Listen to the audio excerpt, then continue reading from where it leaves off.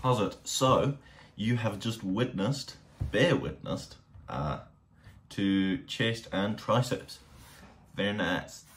So, as per usual, we kind of just focused predominantly on lower weight. That being said, I did implement a lot of lower weight working sets and one heavy set just at the end.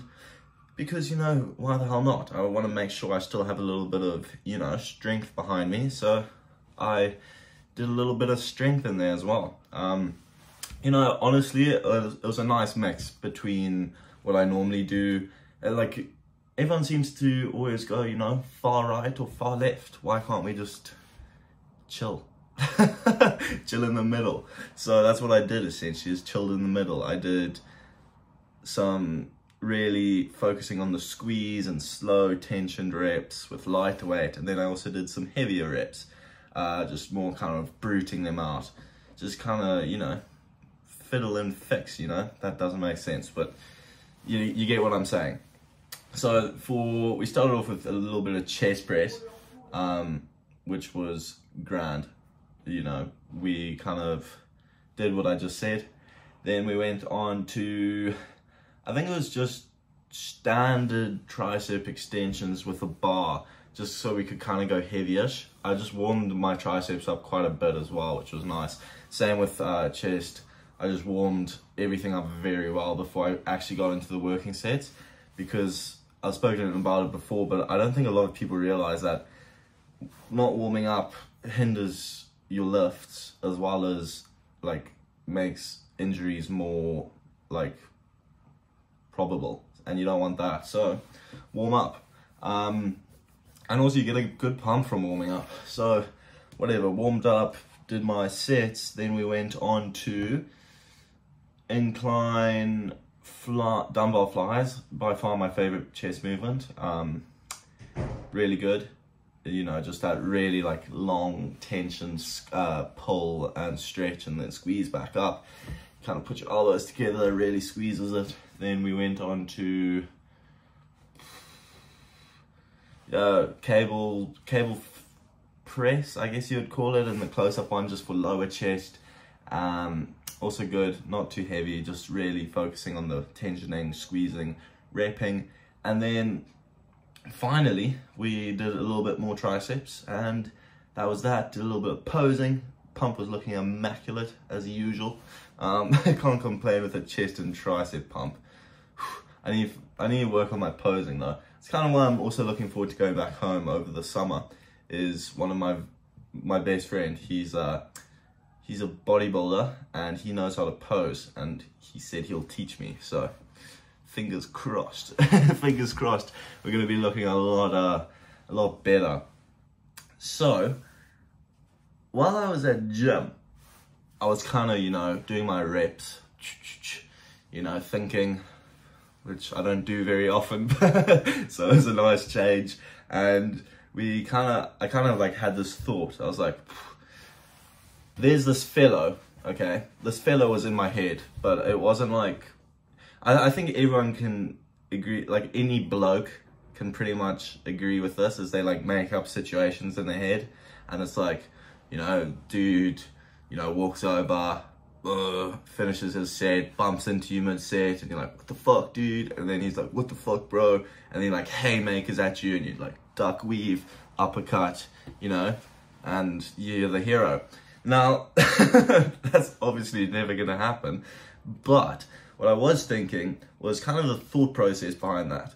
Now, obviously, I don't know, there's some underlying just boy thing about that, just wanting to fight, but I kind of like thought about the process of why we think like that, and I kind of rooted it back to just like not being happy. Okay, ignore the kind of pushing each other part. Like in my head, I also imagined he was like massive and jacked, and like really like he was like lifting way more than me, and I kind of like rooted that back, and I was like, what is that? So I kind of thought about it for a second, and I was like, you know, it's kind of like an ugly emotion, jealousy. Like everyone knows that. Like no one looks good when they're jealous. It's kind of like, ugh, look at that fella, and you don't want that.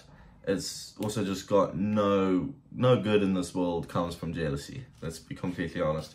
And jealousy is in the form of many things, and it could be the big jack gym bro in the gym who seems like a dickhead, but he's probably very friendly, as we all know. And he's lifting these massive weights, and you're kind of like, fucking bastard, why are you so big? You know, that's kind of the thought process I was having. And you know, I was kind of thinking about that, and like how you can easily get jealous and caught up in this wanting what you don't have. But really, I've found it's actually so much more like enjoyable in your life when you see things like that and you take a step back, you know, you think for a second and you actually think, damn, I'm like impressed and I'm like happy for this dude. Because if you can change that sort of state of thinking about everything negatively and kind of see the positive behind it. Now, obviously, that doesn't go for everything. If something's like truly bad, obviously it's bad. Don't think like, ooh, daisies when it's someone kicking a dog or something awful. But in this case, it's some fellow who's worked bloody hard for his physique, and he's pushing himself and lifting bloody heavy. So why wouldn't you be chuffed for him, you know? Be like, damn fella, you're massive, big oak, you know? Props to you. And like, obviously it doesn't mean you have to go and like hype him up and jerk him off. Because, you know, at least for me, I don't really enjoy going and chatting to people in the gym. But I just kind of like I enjoy being by myself and just doing my own thing. But kind of getting that like negative thought out of your head is pretty like beneficial in my experience, because you kind of almost just feel generally happier, because you may not realize it, but all those little negative things you're thinking kind of like build up, and it's kind of like a weight on you, and that weight is just a weight of feeling unhappy and just incontent with yourself. Now, you kind of fling the little ones away, you get a little bit lighter, a little bit more chuffed, you know? And that being said, it's not like everyone's perfect and instantly just sees things and goes, let me like take a step back and think about this and the root behind the emotion I'm placing on it. But if you can slowly think about it, and this is like beginning step would just be thinking about it, and then eventually seeing it once or twice, and then gradually being able to do it more often and more often. And it's something I've said many times, but it's something, the quote was something like no, it's not an unsavable man, it's an unsavable man is a man who refuses to learn.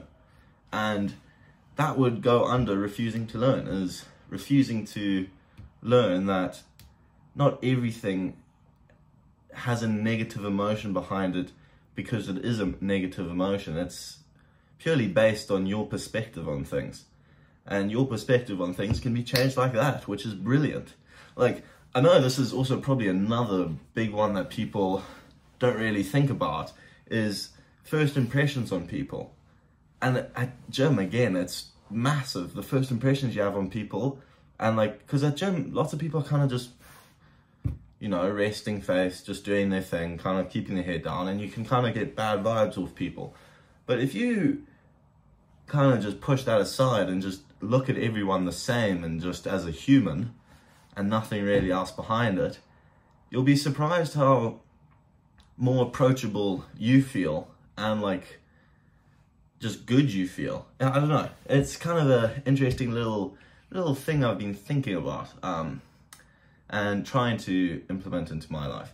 But you know, no one's perfect, no one just instantly is able to do these things and think these ways, but it's almost like a fun little game of improving the way you think to make you a better person.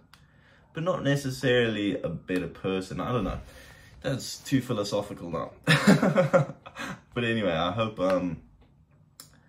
you've at least enjoyed the conversation. I'm not saying what I'm saying is accurate or true or scientific or, you know, anything really. But, you know, take everything I say with a grain of salt. If you find any interest in anything I've said, maybe do a little bit more research on your own, because a lot of the shit here on the internet is not entirely accurate, and I would hate to be a source of misinformation.